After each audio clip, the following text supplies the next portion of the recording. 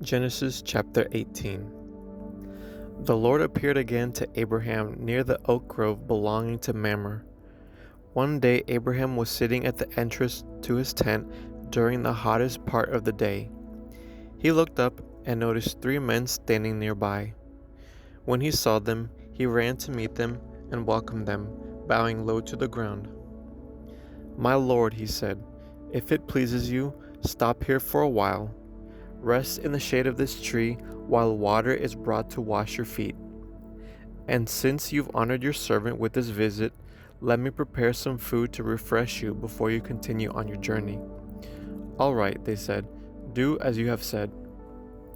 So Abraham ran back to the tent and said to Sarah, "Hurry, get 3 large measures of your best flour, knead it into dough, and bake some bread." Then Abraham ran out to the herd and chose a tender calf and gave it to his servant, who quickly prepared it. When the food was ready, Abraham took some yogurt and milk and the roasted meat, and he served it to the men. As they ate, Abraham waited on them in the shade of the trees. "Where is Sarah, your wife?" the visitors asked. "She's inside the tent," Abraham replied. Then one of them said, "I will return to you about this time next year, and your wife Sarah will have a son." Sarah was listening to this conversation from the tent. Abraham and Sarah were both very old by this time, and Sarah was long past the age of having children. So she laughed silently to herself and said, "How could a worn-out woman like me enjoy such pleasure, especially when my master, my husband, is also so old?" Then the Lord said to Abraham, "Why did Sarah laugh? Why did she say, 'Can an old woman like me have a baby?' Is anything too hard for the Lord? I will return about this time next year, and Sarah will have a son."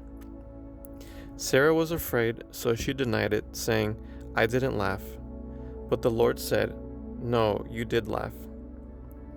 Then the men got up from their meal and looked out towards Sodom. As they left, Abraham went with them to send them on their way. "Should I hide my plan from Abraham?" the Lord asked. "For Abraham will certainly become a great and mighty nation, and all the nations of the earth will be blessed through him. I have singled him out so that he will direct his sons and their families to keep the way of the Lord by doing what is right and just. Then I will do for Abraham all that I have promised." So the Lord told Abraham, "I have heard a great outcry from Sodom and Gomorrah because their sin is so flagrant. I'm going down to see if their actions are as wicked as I have heard. If not, I want to know." The other men turned and headed towards Sodom, but the Lord remained with Abraham. Abraham approached him and said, "Will you sweep away both the righteous and the wicked?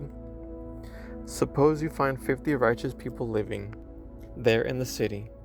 Will you still sweep it away and not spare it for their sakes? Surely you wouldn't do such a thing, destroying the righteous along with the wicked. Why, you would be treating the righteous and the wicked exactly the same. Surely you wouldn't do that. Should not the judge of all the earth do what is right?" And the Lord replied, "If I find 50 righteous people in Sodom, I will spare the entire city for their sake."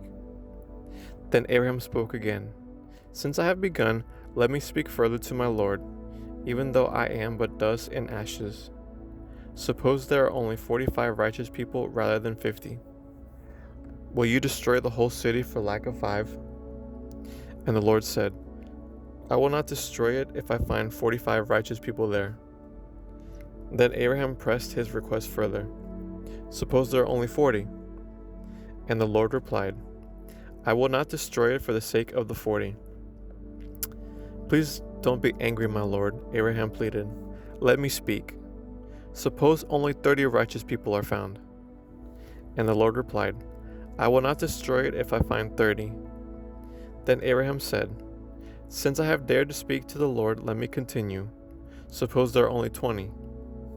And the Lord replied, "Then I will not destroy it for the sake of the 20. Finally, Abraham said, "Lord, please don't be angry with me if I speak one more time.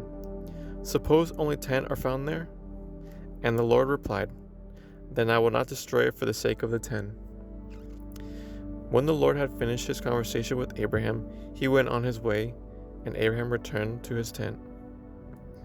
End of Genesis chapter 18.